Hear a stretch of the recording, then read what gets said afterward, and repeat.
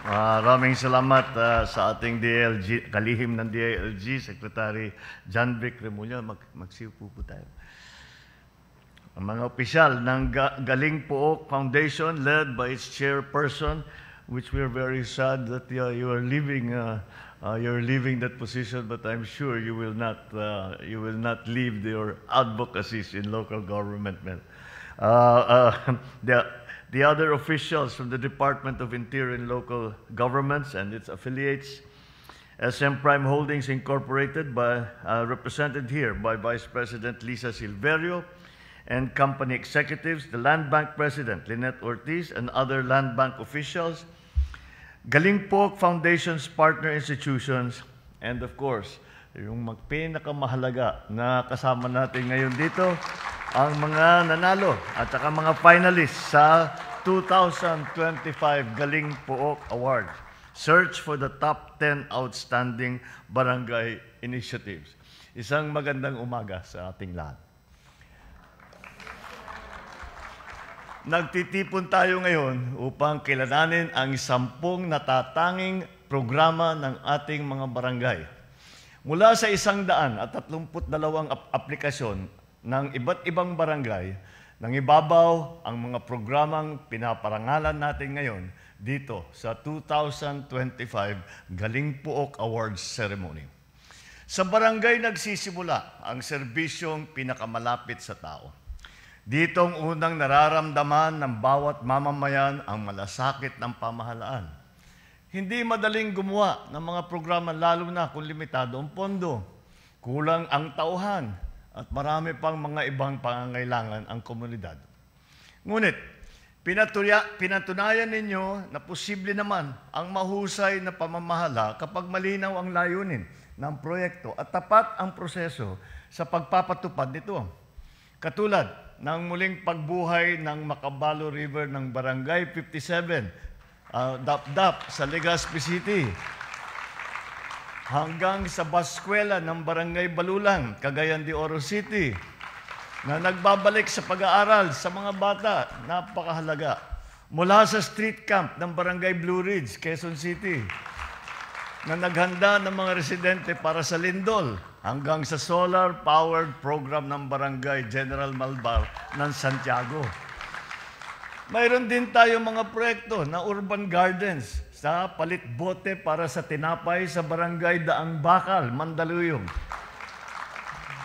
Napakabago, nakakapag-isip kayo talaga ng mga panibagong paraan kung paano na makilahok ang ating mga kababayan, ang taong bayan. Hindi lamang sa pamalahan,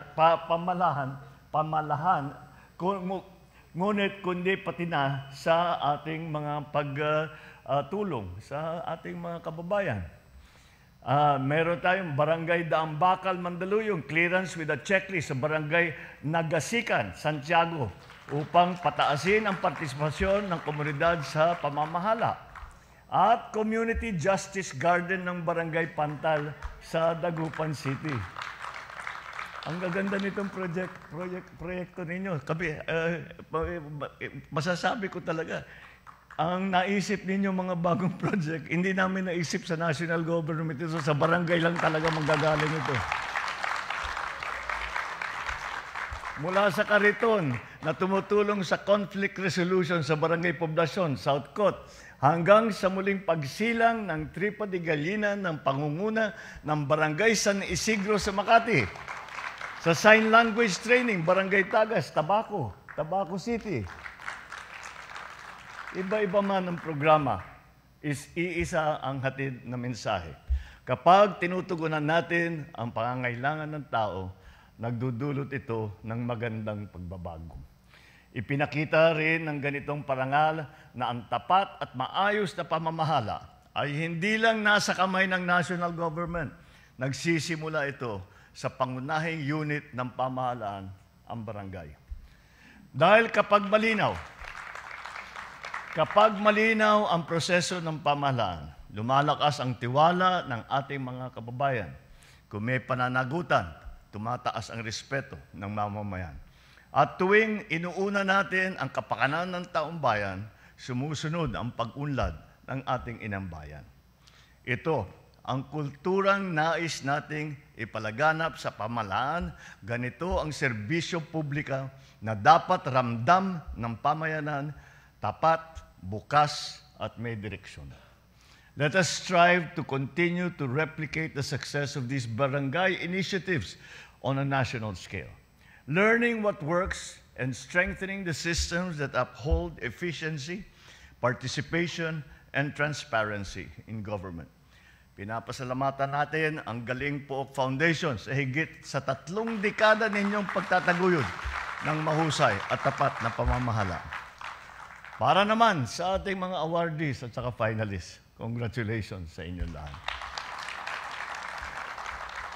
Sana ipagpatuloy ninyo ang pagbibigay ng serbisyong may malasakit sa ating komunidad. Huwag niyo pong kakalimutan na dapat malaking pasasalamat natin sa pagpapaalala na ang pagbabago at pag-unlad ay nagsisimula sa pinakamaliit na hakbang at lumalakas kapag tayo ay sama-samang kumikilos.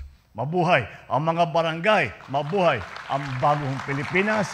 Maraming salamat po. Magandang umaga po sa inyong lahat.